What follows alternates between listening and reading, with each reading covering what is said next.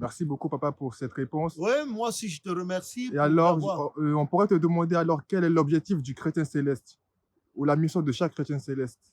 Oh, c'est un peu. La mission du chrétien céleste, ah, ça, franchement, je ne peux pas. Mais voilà, c'est pas. Moi, j'aurais préféré que tu me dises pourquoi être chrétien, Voilà, chrétien. oui, c'est ça. Pourquoi être chrétien et notamment chrétien céleste. Parce que le mot chrétien, ça vient bien sûr du christianisme. Et c'est grâce à Saint Paul et Barnabas qu'on a commencé par utiliser cette expression à partir de Damas. Si on prend Actes des Apôtres 9, la conversion de Saint Paul, Saul en Saint Paul et tout ce qu'il a fait. Donc, même la croix que nous portons avec, bien sûr, avec crucifix et puis un riz là-dessus, c'est à partir de lui. Et ses écrits ont été beaucoup édifiants et ont aidé l'Église de Dieu, ont aidé les gens à évoluer dans l'Église de Dieu. Que le nom de l'Éternel soit béni. Amen. Voilà. Le chrétien en général, c'est le croyant, celui qui croit en Christ. Il y a les croyants aussi.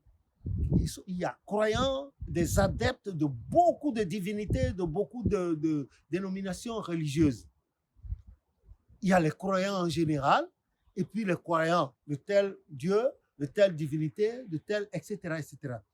Le chrétien, c'est celui qui se réclame du Christ, de la doctrine du Christ, de l'enseignement du Christ, notamment de l'amour, croire en Dieu, obéir, aimer son prochain et pardonner.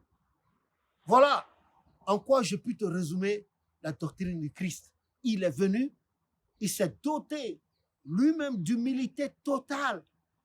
Il a aimé les autres plus que lui. Il n'est pas venu habiter une villa, ni un château, ni un châtelet, ni un cocktail. Mais il est venu, il a habité avec ses apôtres, il allait partout, il mangeait avec eux. Mais à aucun moment, il n'a montré des signes apparents d'appartenir à Dieu, Fils éventuel. Non. Mais aujourd'hui, cela fait dommage. Cela nous manque. Et il doit nous servir. Lui, son exemple doit nous servir de leçon. Et pour tout fin utile, j'invite tout le monde à lire Philippiens chapitre 2. Il faut lire Philippiens chapitre 2.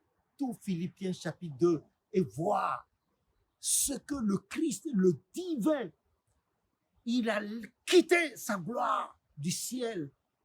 Il a quitté son trône et il est venu sur la terre en prenant tantôt la forme d'un serviteur, la forme d'une créature semblable à un homme et la forme d'un homme tout court, et a choisi de naître dans une bergerie, là où il y a les moutons, les crottes de moutons, les moutons qui disent bé, bé, qui belle. C'est là qu'il a choisi de naître. Il n'est pas né dans une grande clinique ici, dans un grand hôpital de choix. Non, non, il est né là-bas tout simplement et on l'a emmailloté dans une crèche. On dit Jésus, Jésus le sauveur du monde. Et toute la terre, que toute la terre le loue.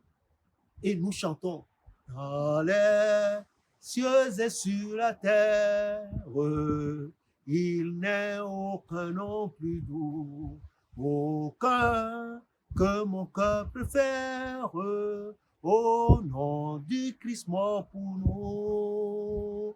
Quel beau nom, quel beau nom, porte loin de l'éternel. Quel beau nom, quel beau nom, que celui d'Emmanuel. Comme a dit Matthieu 1, 23. C'est un chant d'emprunt qui est devenu un chant adopté dans l'église. Mais nous-mêmes, on a aussi un chant. Jésus est le roi. Jésus est le roi. Que le monde le veuille ou non, c'est Jésus le roi. Jésus est en moi. Jésus est en moi. Le Saint-Esprit m'as rassuré. Jésus est en moi. C'est ça.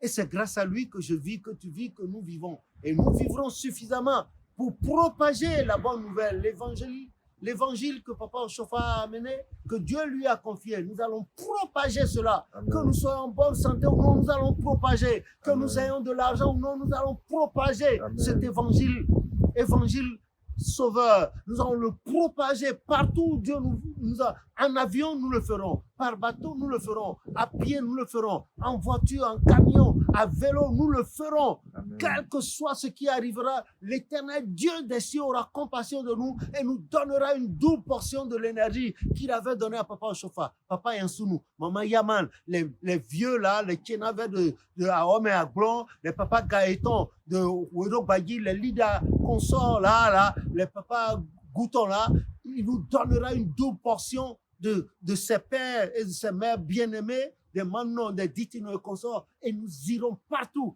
Nous avons la chance aujourd'hui, nous avons des bus, des vélos, nous avons l'avion, nous avons des voitures, mais à leur temps, ils marchaient, ils traversaient des crevasses, etc., etc. Donc, l'utilité du chrétien, c'est l'évangélisation d'abord par le comportement. D'abord, c'est quelqu'un qui s'investit dans les Saintes Écritures.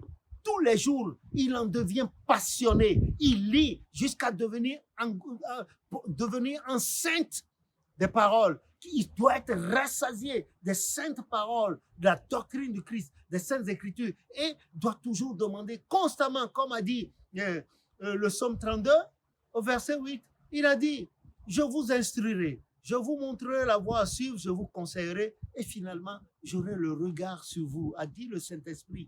Il faut que ça soit ainsi pour que chacune des lignes de la Bible, la Sainte Bible que nous lirons, que le Saint-Esprit, avec son regard, nous instruise.